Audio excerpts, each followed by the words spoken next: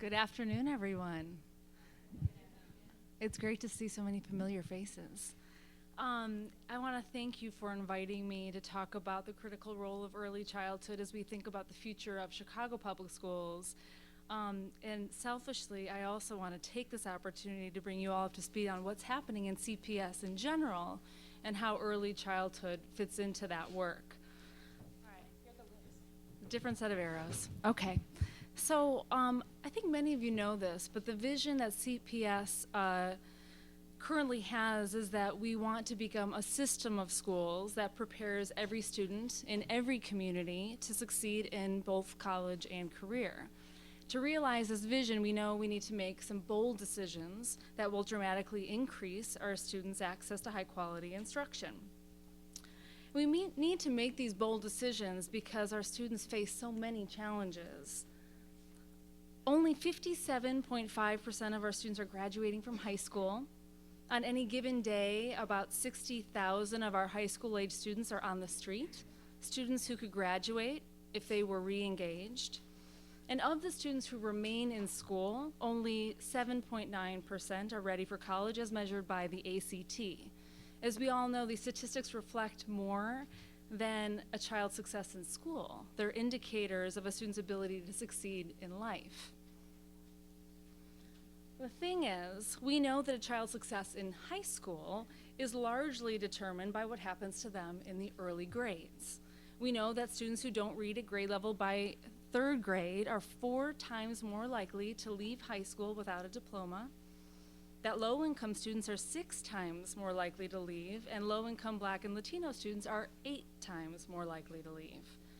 Meanwhile, only 17% of our elementary students are exceeding standards on the ISAT, which is our best indicator that students are on track for college at the elementary level. And similarly, only 18% of our 4th graders are proficient or above on the NAEP, our National Assessment on Student Progress. Again, this is cause for bold action. We know that there is no single strategy that works. For the next several years, we're going to be using, in Chicago Public Schools, a multi-pronged strategy for boosting the quality of teaching and learning. First, we are, of course, focused on implementing the Common Core state standards, a new set of standards that have been adopted by 48 states that describe what students should know and be able to do at every grade level in order to be on track for college. These standards, we hope, will better define for teachers what to teach. Second, we'll be implementing a new framework that describes high-quality teaching, one that will be the anchor of all of our professional development. And our goal is that this framework will better define for teachers how to teach, the instructional strategies that they should use to be successful. Finally, in order to teach well, we know that teachers need resources. And one of the most precious resources for teachers is time. Time for students to learn and time for teachers to reflect and plan their instruction.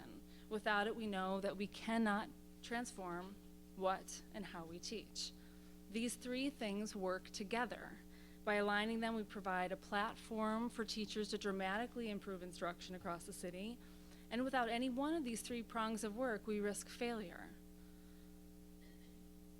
We also know that transformational work takes time. It takes several years of careful planning. While we're moving forward aggressively in the coming year, it will take several years for this work to unfold entirely, as demonstrated by our timeline on the Common Core.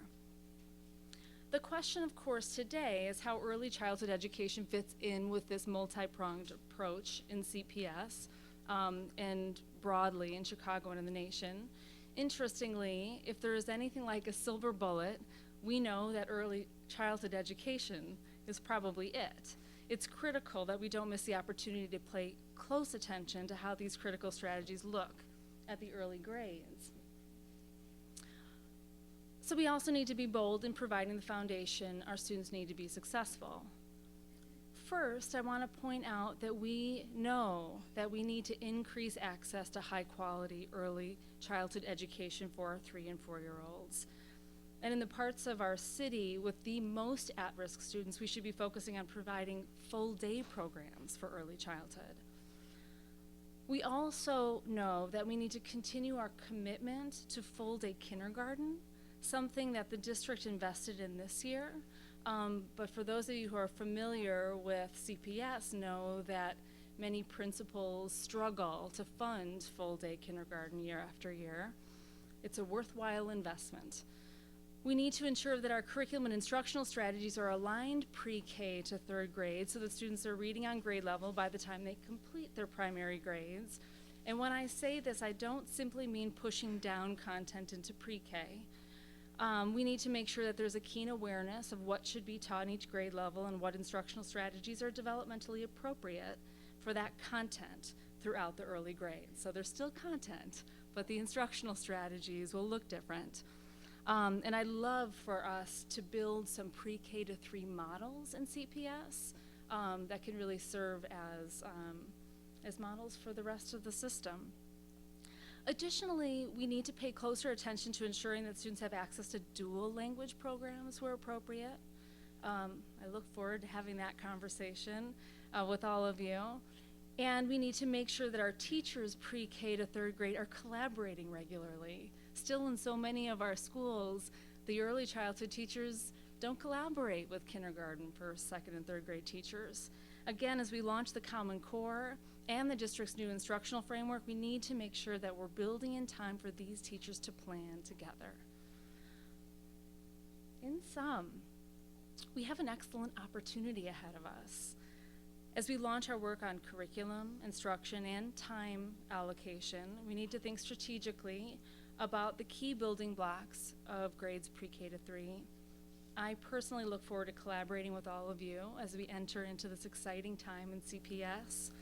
And I want to apologize before I have to leave after this. I wish I could stay for the entire morning, and I hope you have a very fruitful and informative session. Thanks, everybody.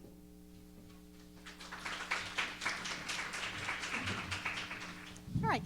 Dr. Cheatham has just very graciously agreed to take 2 questions before she does have to scoot out. So if you have a question, we can entertain 2 questions.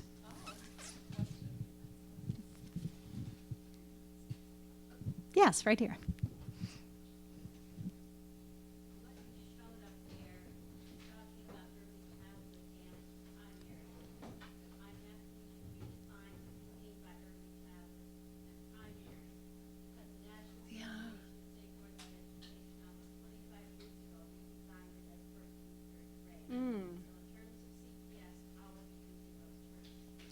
You know, my New Year's resolution was to become an early childhood expert.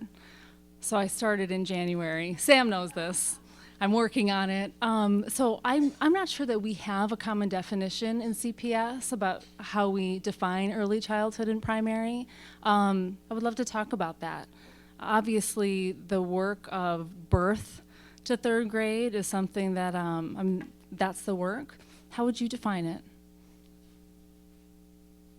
I see early childhood as birth to 3rd. You do. CPS, I'm a retired CPS teacher. I'm also an Erikson alumni. As early childhood goes through 3rd grade, there needs to be continuity from when children enter Head Start or pre-kindergarten all the way through 3rd grade. Thank you. Another question?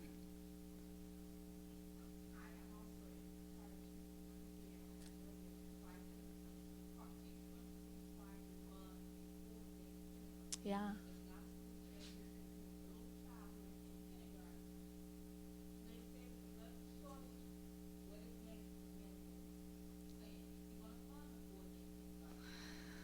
You know, I don't know yet. The budget is still being put together. I think many of you probably know that we funded full-day kindergarten for this past year. I think maybe for the first time ever. Not every school actually implemented it, true, but the funding was there. So I will definitely be pushing for full-day kindergarten funding for the year ahead. I think it's absolutely the right thing to do. And I know that Mayor Emanuel is committed to early childhood education, so it's hard for me to imagine that he wouldn't support that. Is that it? All right, thanks everybody. Have a great day.